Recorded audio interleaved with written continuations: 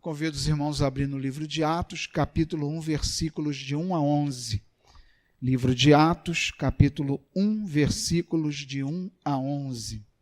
Em meu livro anterior, Teófilo, escrevi a respeito de tudo o que Jesus começou a fazer e a ensinar, até o dia em que foi levado ao céu, depois de ter dado instruções por meio do Espírito Santo aos apóstolos que havia escolhido. Depois do seu sofrimento, Jesus apresentou-se a eles e deu-lhes muitas provas indiscutíveis de que estava vivo. Apareceu-lhes por um período de 40 dias, falando-lhes acerca do reino de Deus. Certa ocasião, enquanto comia com eles, deu-lhes essa ordem: não saiam de Jerusalém, mas esperem pela promessa de meu Pai, da qual lhes falei. Pois João batizou com água, mas dentro de poucos dias vocês serão batizados com o Espírito Santo. Então, os que estavam reunidos lhe perguntaram: Senhor, é neste tempo que vais restaurar o reino de Israel? E lhes respondeu: não lhes compete saber tempos ou as datas que o Pai estabeleceu pela sua própria autoridade, mas receberão poder quando o Espírito Santo descer sobre vocês, e serão minhas testemunhas em Jerusalém, em toda a Judéia e Samaria e até os confins da terra. Tendo dito isso, foi levado às alturas enquanto eles olhavam, e uma nuvem o encobriu da vista deles. E eles ficaram com os olhos fixos no céu enquanto ele subia. De repente surgiram diante dele 2 homens vestidos de branco, que lhes disseram: Galileus, por que vocês estão olhando para o céu? Este mesmo Jesus, que dentre vocês foi elevado aos céus, voltará da mesma forma como o viram subir. Nos abençoe, Senhor, com essa palavra. Obrigado, Senhor, por tu nos revelar claramente a tua vontade através da tua palavra. Seja a minha vida um instrumento nas tuas mãos, Senhor. Em nome de Jesus. Amém. Podeis assentar. Amados irmãos, todos nós temos uma história para contar da nossa vida, do nosso passado, dos nossos antepassados, nossos ancestrais, porque todos nós temos uma história de vida, né? A gente não nasceu do nada, né? Houveram tataravós, antes dos tataravós, não vou citar toda a genealogia, né? Mas tataravós, os avós e por aí foi até chegar na gente. Então todos nós temos a nossa história, né, de vida pessoal que vai remeter, né, até os nossos antepassados, né? A gente não caiu do céu, não surgiu do nada. Pessoas, né, viveram, né, e cresceram preparando a nossa vinda de alguma forma, né? E nós somos frutos das gerações passadas, né? Somos frutos de tataravós, avós, né, nossos pais e por aí vai. Não somos, não brotamos da terra, né? Nós temos a nossa história ligada à nossa família, a origem familiar da qual nós viemos. E a igreja, irmãos, também é assim. A igreja, ela tem a sua história. A igreja não nasceu do nada, mas a igreja de Jesus Cristo aqui na terra, ela tem uma história riquíssima, que atravessou os tempos, atravessou fronteiras, regiões e atravessou terras e planetas, né? Então a história da igreja é muito rica também, tem toda, né, uma gama de acontecimentos históricos de uma história em que e muito rica por sinal, que vai contar como a igreja nasceu, da onde ela veio e por que ela existe. Mas a pergunta é: como a história da igreja começou? Como foi que começou a igreja? Da onde que ela veio? Aonde que ela iniciou? Quais foram os eventos principais que marcaram o início da história da igreja? Esse livro que acabamos de ler, o livro de Atos, ele vem justamente nos falar disso, da origem da igreja, dos eventos principais que marcaram o início da igreja cristã. E a história, né, é o grupo religioso, é o maior grupo religioso da história, né, de todo o planeta, são os cristãos. Nós chegamos a cerca ou mais de 2 bilhões pela Terra, né? Não há outro grupo desse tamanho em lugar nenhum. E a autoria desse livro, né, do livro de Atos, que conta a história, né, do cristianismo, da igreja cristã, a autoria desse livro é de Lucas, né, do discípulo, né, apóstolo Lucas, que também escreveu o terceiro evangelho, o evangelho de Lucas. E esse livro, né, como a gente viu no início, e assim também como como o Evangelho, ele é dedicado a Teófilo.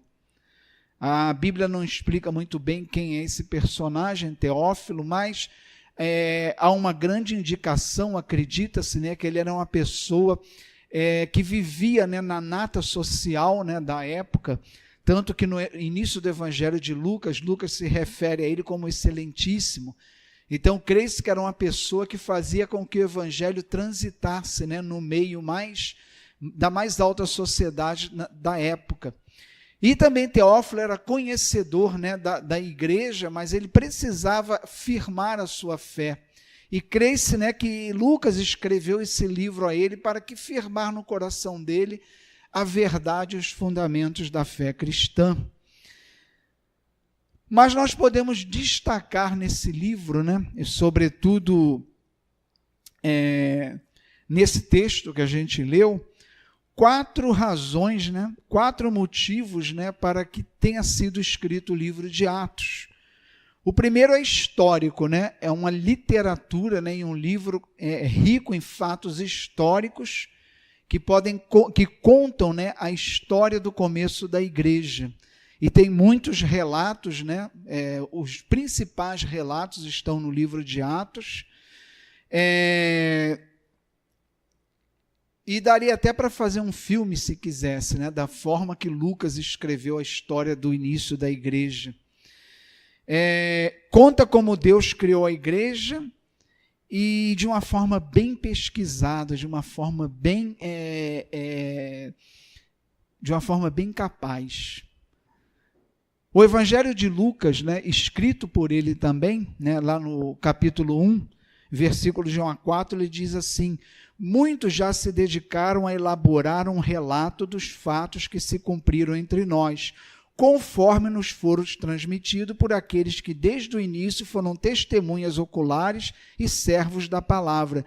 Eu mesmo investiguei tudo cuidadosamente desde o começo e decidi escrever-te um relato ordenado, ó excelentíssimo Teófilo, para que tenhas a certeza das coisas que foram ensinadas. Então, Lucas, aqui no início do evangelho dele, Evangelho de Lucas, o terceiro evangelho, ele explica, né, por que ele escreveu tanto o evangelho como também o livro de Atos.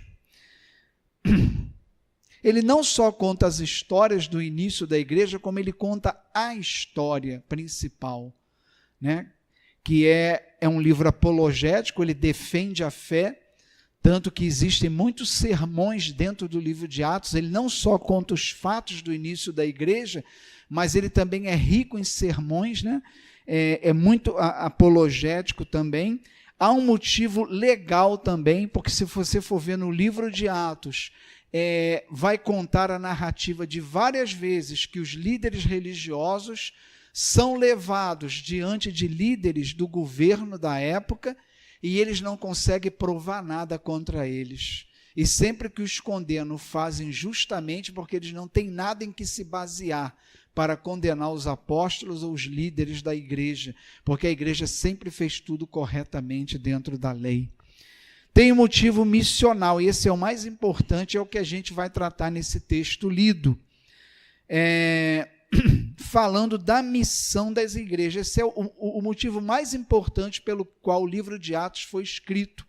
Falar do caráter missional da igreja, né? A igreja existe por uma razão. Qual é a razão?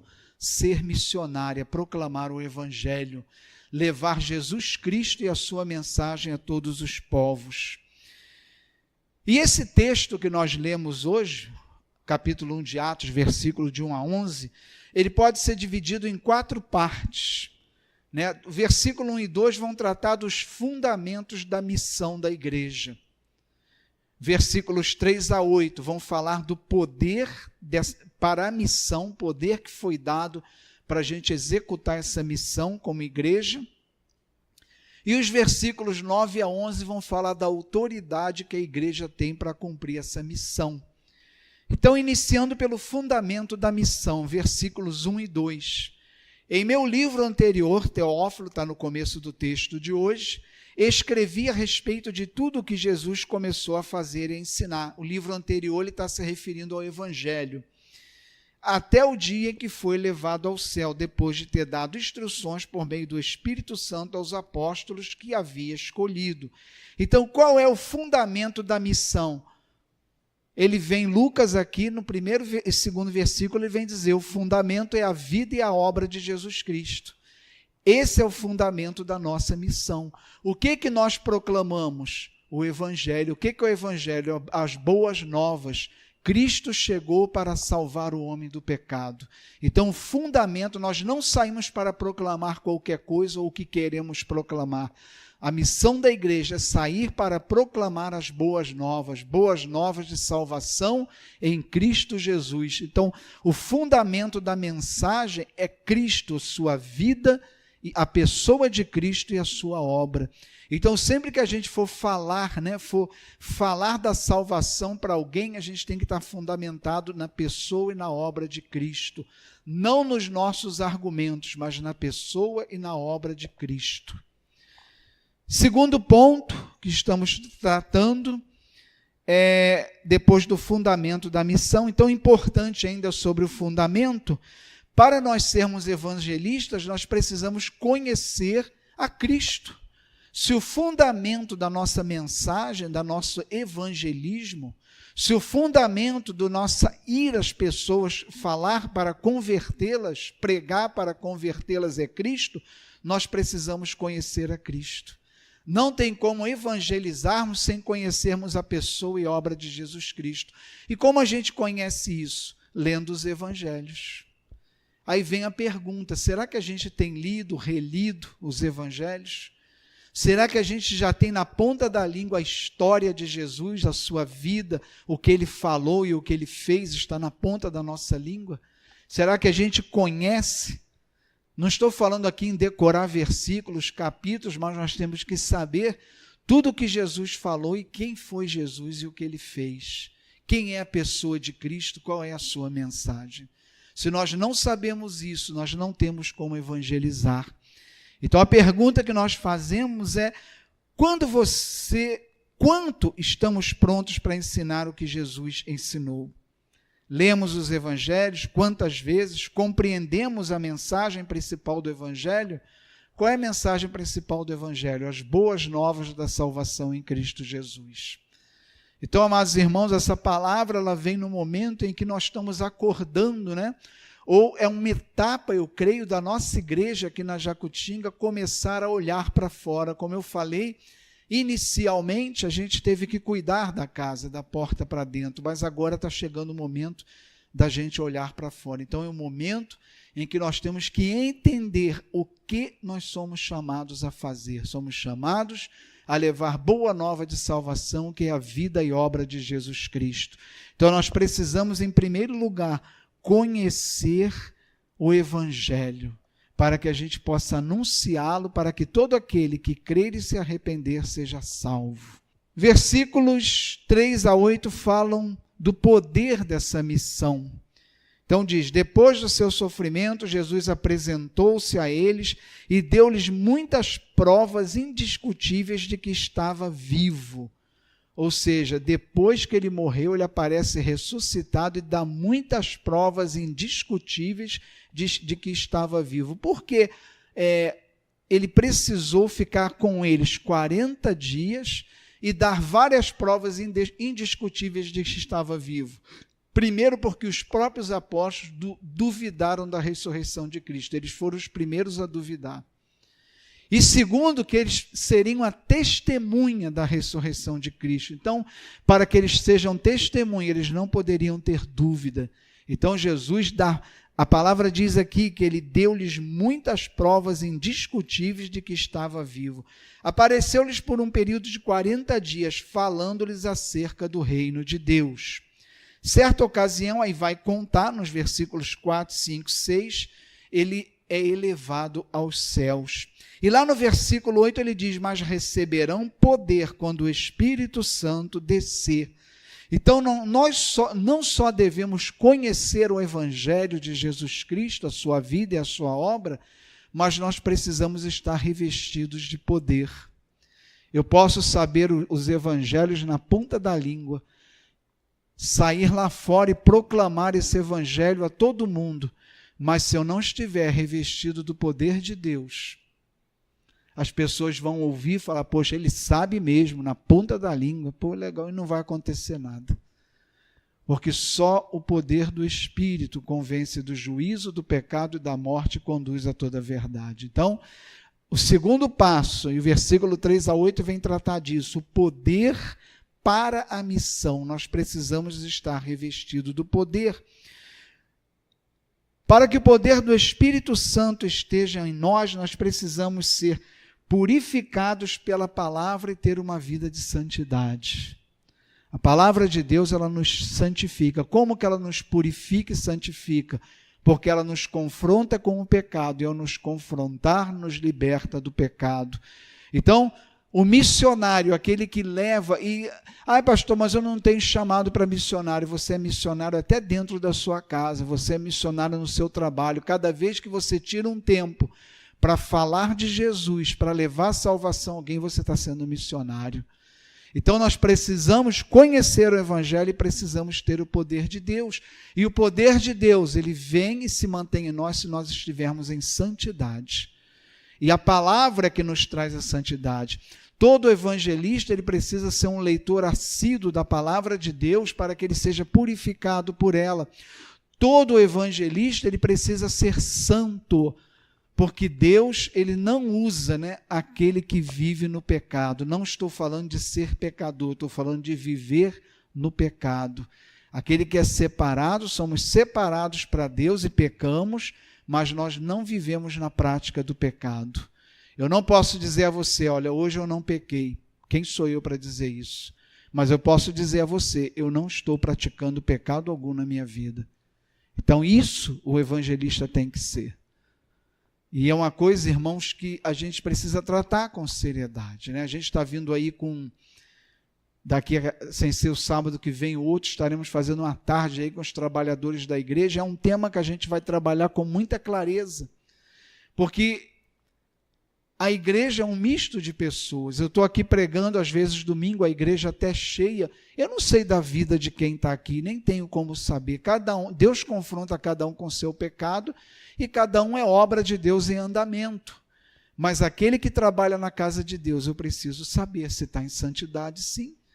Porque se não tiver em santidade, está fazendo pela carne, e o trabalho pela carne, ele engana, ele parece até o trabalho feito por Deus. Você vai ver a diferença na falta de fruto.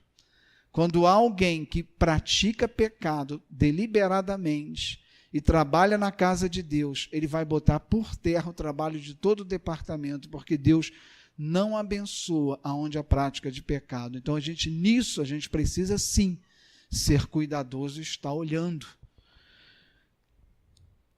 Terceiro ponto, o terceiro ponto, autoridade para a missão. Poder para a missão, nós vimos agora, vem do Espírito Santo, e autoridade para a missão. Nesses versículos que nós lemos agora, esqueci de tocar num ponto,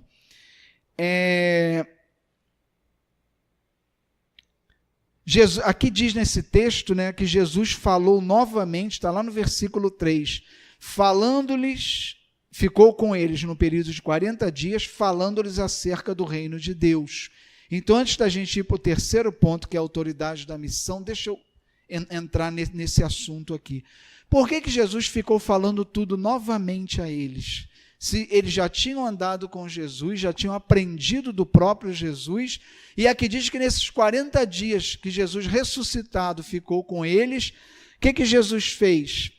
Aqui diz, falando-lhes acerca do reino de Deus. Novamente, ele já havia falado durante toda a sua vida pública com os apóstolos, porque a verdade, irmãos, é que a gente precisa estar repetidas vezes falando das coisas que temos que ensinar.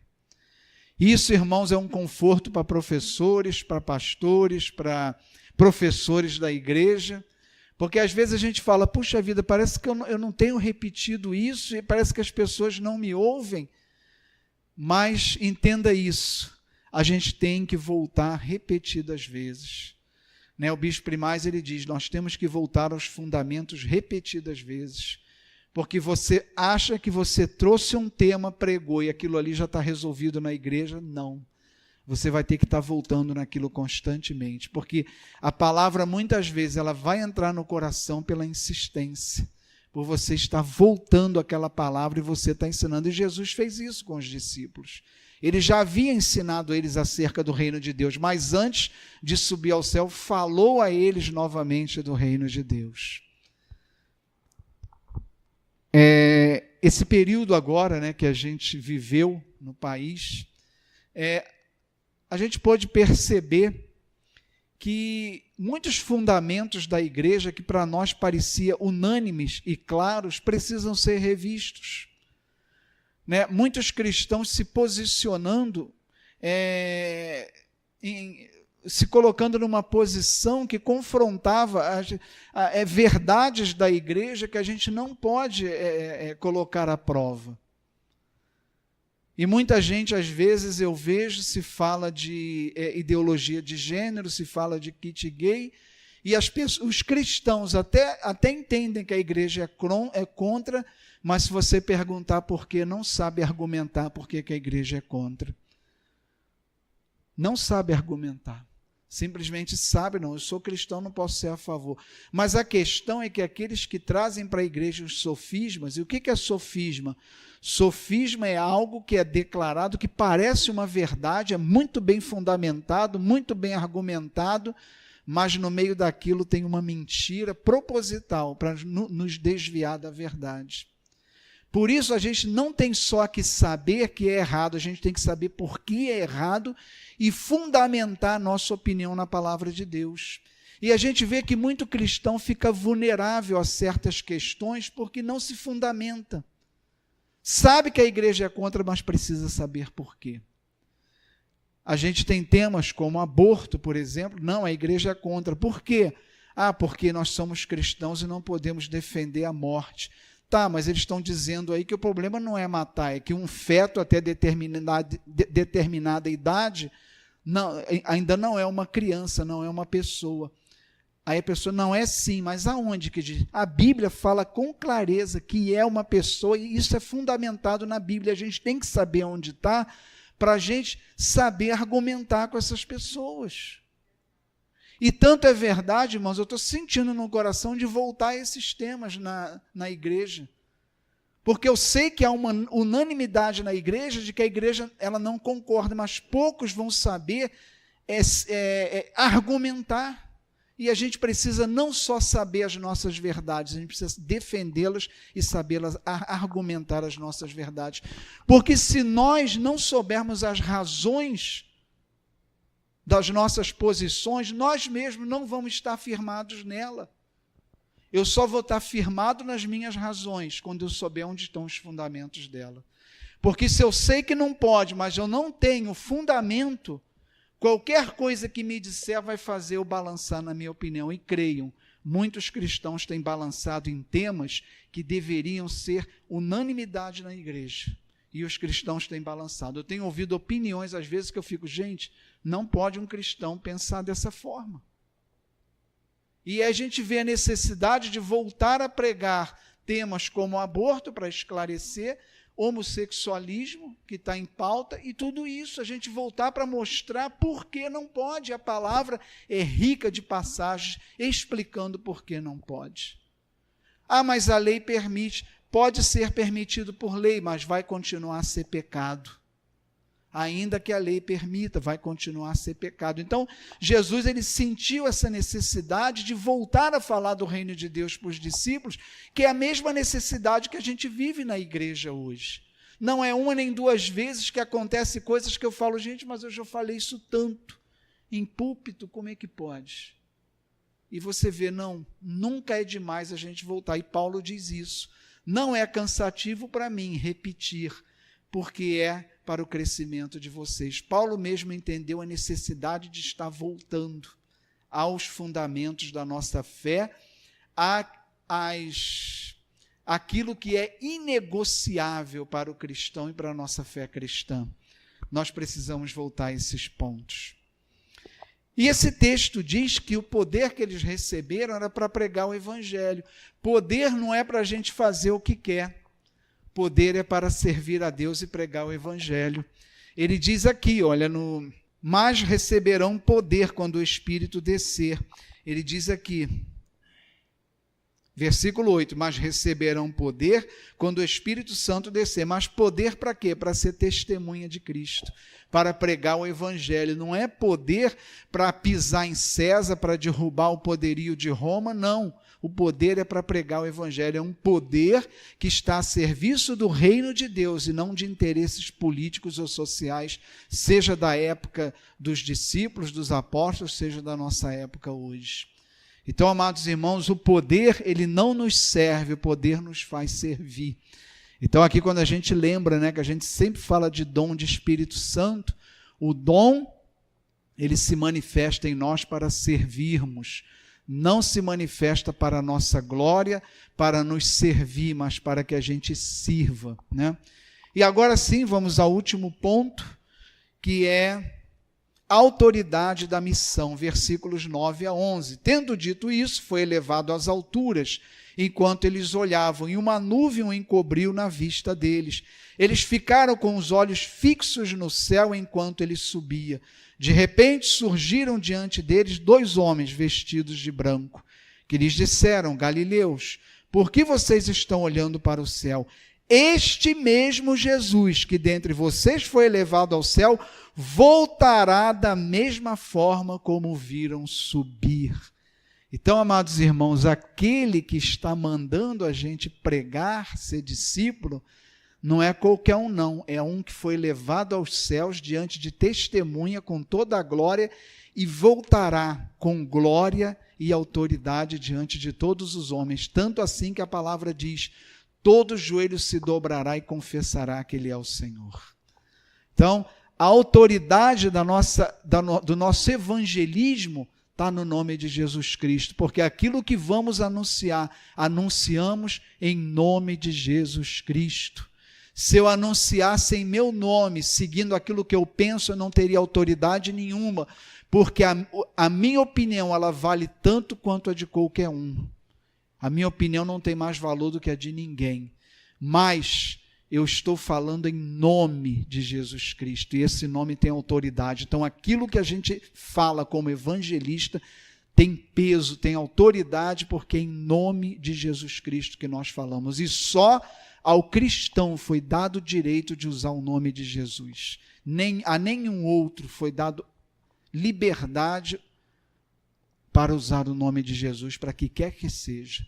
A autoridade do nome de Jesus é para ser usado por aqueles que servem a Cristo e para o serviço de Cristo.